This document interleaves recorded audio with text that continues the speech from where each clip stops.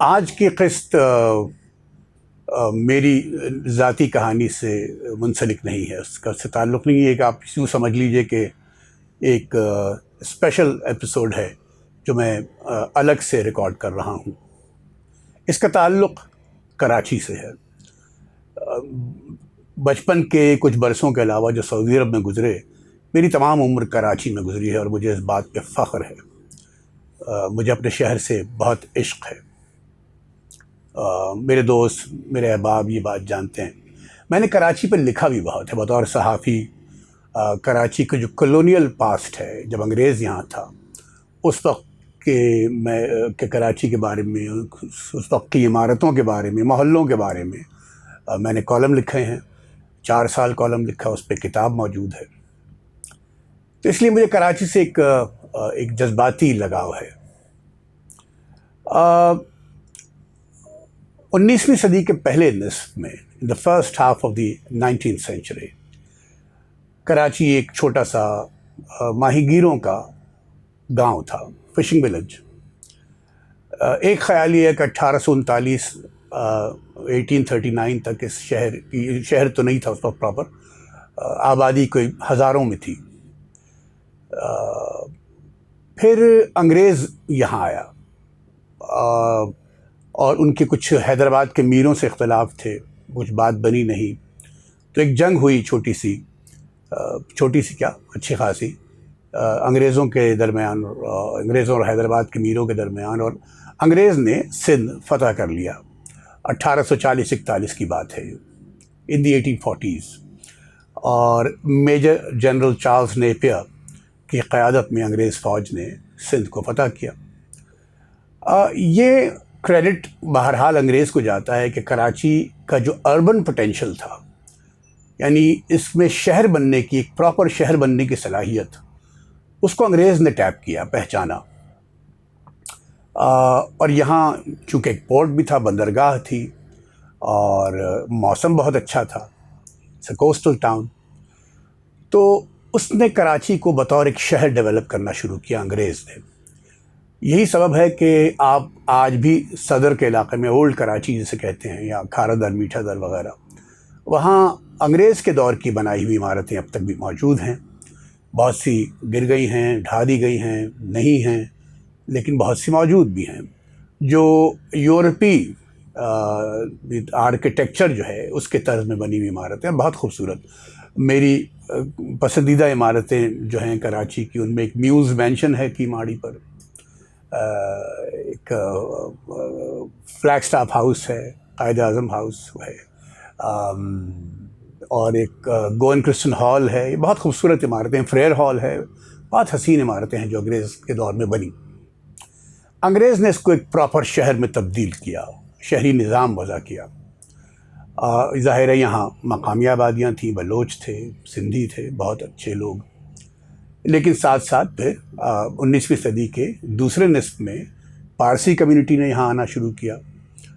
پارسی community کے بعد going Christians نے یہاں آنا شروع کیا۔ پارسیوں کا بہت بڑا کردار ہے کراچی کا جو ایجوکیشنل انفراسٹرکچر ہے، اسکول بنائے، کالجز بنائے، یعنی ان کو فنڈ کیا۔ ہیلتھ سیکٹر میں بھی بہت اہم کردار ہے پارسیوں کا، اور یہ سب مل ملا کے جتنی کمیونٹیز تھیں یہاں، وہ کراچی کو مقامی اور جو بعد میں آئی ہوئی، انہوں نے کراچی کو ایک بہت ہی عمدہ، نفیس، خوبصورت شہر میں تبدیل کیا۔ پھر ایک وقت وہ آیا یہاں، یہ بتانا ضروری ہے کہ جب انگریز نے قبضہ کیا سندھ پہ، تو اسے سندھ میں کمشنر قائم کیے۔ پہلے کے جو کمشنر تھے ان کا نام تھا کیتھ پرنگل۔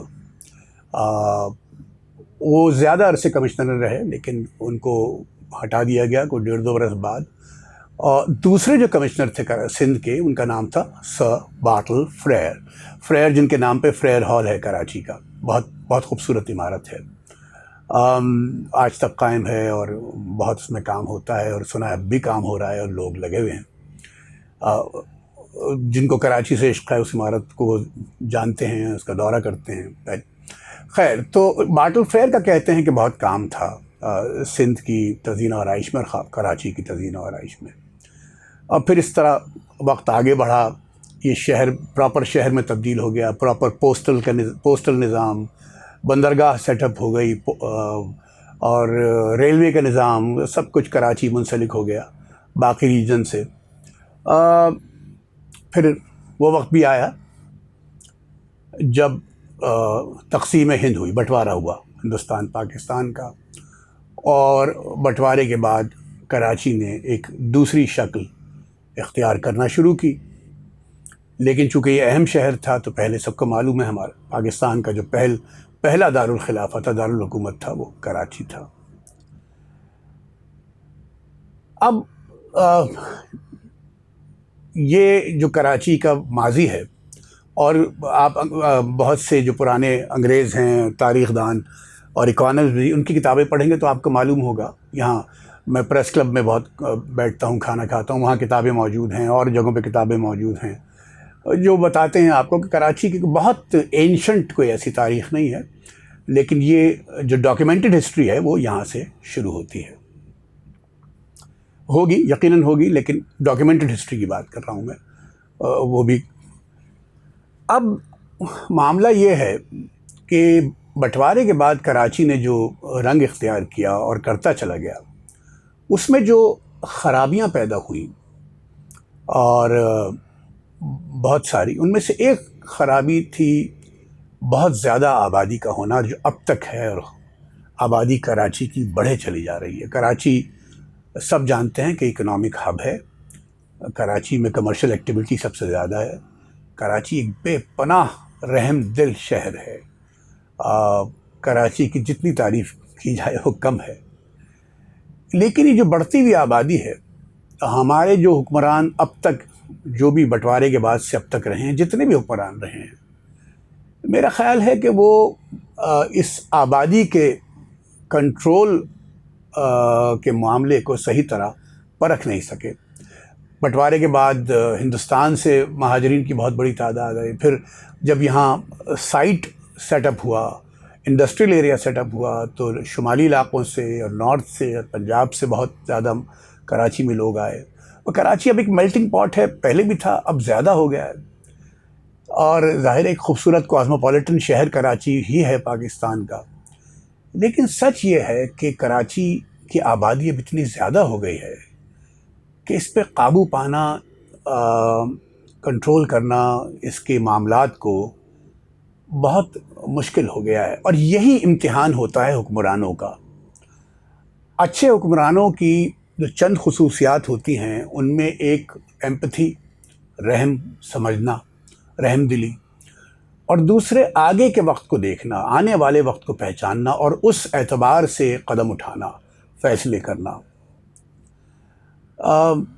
یہ جو برسات کا معاملہ ہے، برسات کا مسئلہ ہے، میں آج یہ اسپیشل ایپیسوڈ اس لیے کر رہا ہوں کہ کل 19 اگست، آج 20 اگست ہے، کہ بہت زوردار برسات، بارش ہوئی، اور جس سے بہت نقصان ہوا۔